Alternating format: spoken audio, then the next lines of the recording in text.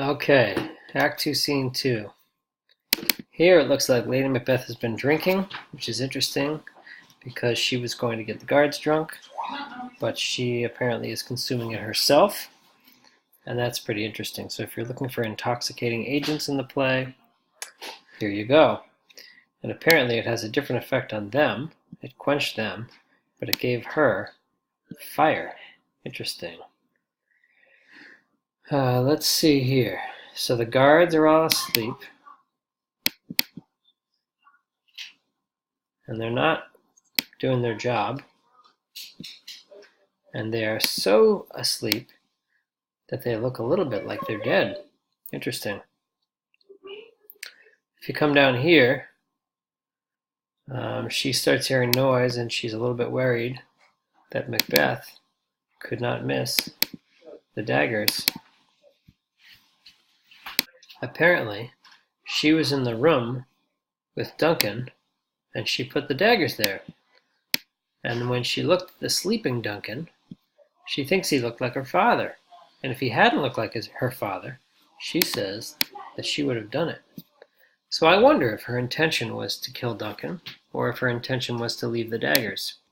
She did say earlier that Macbeth should put this knight's great business into her dispatch. So it could be that she intended to kill Duncan here, but was unable to because he looked like her father. Now, in some ways, he is her father because he's the king, right? The king would be the father of the country. When Macbeth comes in, he refers to the murder as the deed, a euphemism for the killing. He starts getting worried and concerned about voices that he heard and who might be sleeping in the other chambers, such as Donalbain, which is Duncan's other son, the younger son. Perhaps he's looking at his hands here. A lot of directors have him look at his bloody hands.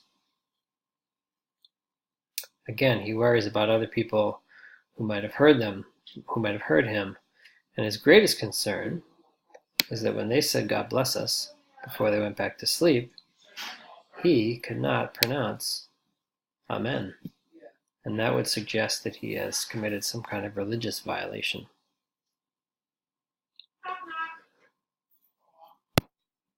Down here, Macbeth is afraid that he has murdered sleep.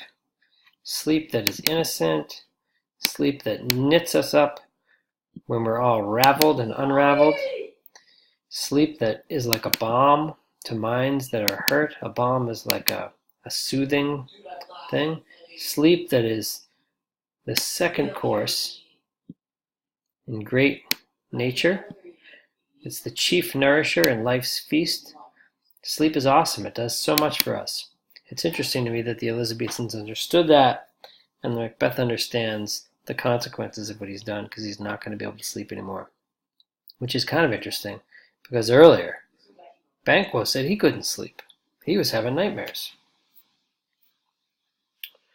When she tries to convince him that it's not a big deal, that he can just wash the blood off his hand, one really interesting word she chooses is this, witness. So the Elizabethans thought that if you brought a murderer back into the room with the victim, the victim would start to bleed again, and that would be an indication of guilt. So here she's acknowledging that she's guilty even though she is not the one who did the deed.